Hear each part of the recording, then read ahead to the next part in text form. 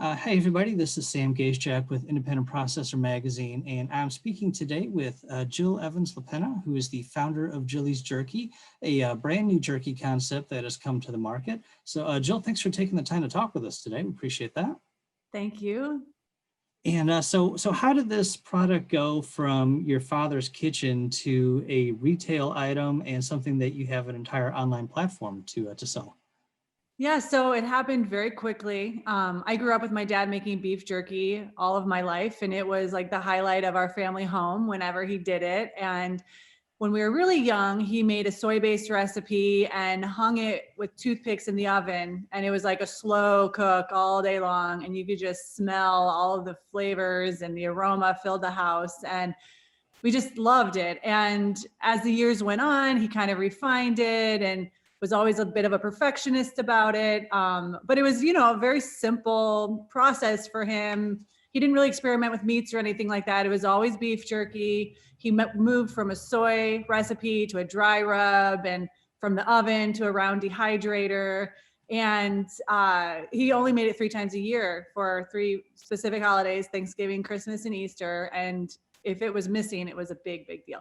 So, and then the random couple times he made it, like for my wedding, the after party of my wedding, he would surprise me with a bag of jerky. So it's always been something that was just really special to our family. And then it built with friends and had kind of a cult following in our little town. So last January, I was out and I was starving. It was the middle of the afternoon, and I had a choice of like a candy bar or a bag of beef jerky. And I'm more savory, so I went for the beef jerky. And I think most jerky makers would probably not. I don't buy jerky off the shelves typically, and to back up a bit, my dad he passed away 7 years ago. And after he had passed, I took over the role of the jerky making in the family. And, I kind of knew his recipe a little bit, and I kind of experimented and talked to the butcher that he went to and went through the process of taking that tradition over. And so nobody in the family has complained, obviously, but in that moment in last January, I was eating this bag of jerky and I was underwhelmed, and the price and all this stuff. And I had started a different business many years ago. And so I kind of, have that entrepreneurial spirit. And I went home and I did some research and I crunched some numbers and told my husband, I'm like, I think we're starting a beef jerky business. And he was on board. He thought it was, crazy, but he definitely was supportive. And I work with a lot of theaters in the Chicagoland area, and the idea was to sell it at intermissions of those theaters, and as a savory option and as, a healthier choice, knowing that we could make a good product for them. And my clients were on board and excited about it. And then of course, COVID had come. And so we had to pivot a little bit, and that turned into the online platform that it is right now. So you said this was, you knew how to make the jerky, obviously, but did you have any kind of prior experience with the food industry or the meat industry before kind of taking this leap into it? So my first job in a teenager, I worked at the Dairy Queen. And so I was in the food industry there, and, knew how to kind of hustle in that environment. And then in college, I went and worked at a bagel shop, and I turned into the manager of that bagel shop and made the bagels from scratch. And, someone kind of told me how to make them, and then I made them. And that was interesting. But, I learned the process, and I had done that, and I did that through college. And then, so I kind of knew the food and safety rules and things like that. But the meat industry, I didn't really know what that turned into. Is, obviously my husband and we took the HACCP courses and passed the HACCP classes. And then we did the food safety manager. So we got the licensing with that. But I've been in and out of the restaurant industry, but I'm certainly not a professional in that field until now. Now, you've partnered with a couple of companies in the process of bringing this to reality. Could you talk a little bit about how you found these companies and kind of how this all works? It turns out a very good friend of mine for many years, she runs a commercial share kitchen in River Forest, Illinois, which is very close to our home. So she was one of the first people that I talked to it kind of even just give her the idea of what I was thinking about, and if I could use her kitchen and rent space there to see if the concept could go anywhere. And she gave a lot of advice and led us to a person in Chicago who's a consultant for startups and has worked in the restaurant industry and in and out of every aspect of it in Chicago for many years. And that woman herself had run a share kitchen.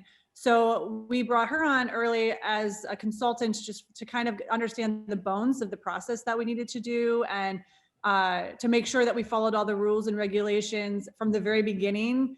Because I certainly know enough that if we started out strong and doing everything that we needed to, in Chicago, there's a lot of boxes you have to check to get anything done. And so I wanted to make sure we did that right. And so she really helped us do that and navigate that process. So both the River Forest Kitchen and the woman she led us to kind of helped us understand the basics of what we needed to do to bring it to the market safely. Any kind of specific lessons or anything that you've kind of learned along the way in making this happen? Well, we are still learning every day. We've been, as of right now, this interview, we've been kind of launched just for 1 month. I think that the biggest shock in what is happening is we're making jerky all the time, and I knew that that would be the case, but it seems like the piles of jerky are endless, and it's just me and my husband that pull it from the racks and cut it and put it into the bags and seal the bags. And the step-by-step process is definitely not something that I worked into the timeline. So we're learning to bring in people to help us fill the bags. We've had, great success in this first month. People have been really liking it. It's not just friends and family that are saying, oh yeah, that's really good. We've had repeat customers even in just 1 month's time. And so I feel like the refining of the actual process in the kitchen, we're learning how much meat to bring in every week. We're learning what we can get accomplished in this share space that we have, because we only have certain times in that kitchen during the week. And so how we can crank out as much as possible in this short amount we have.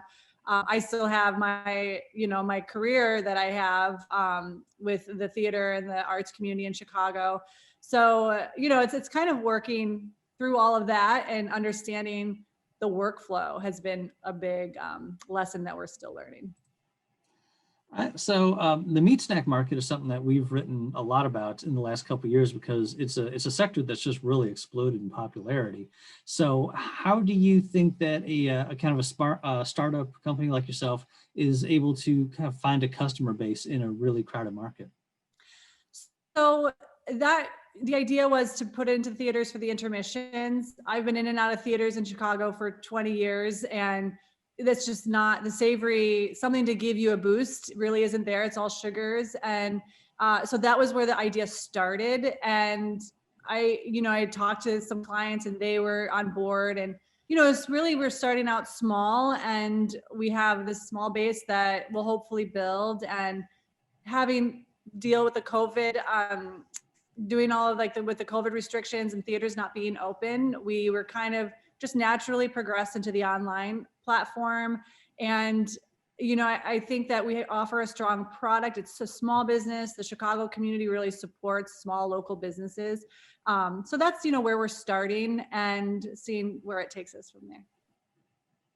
Great. All right. Well, Jill, thank you so much for taking the time to talk with us. We appreciate it. Thank you so much.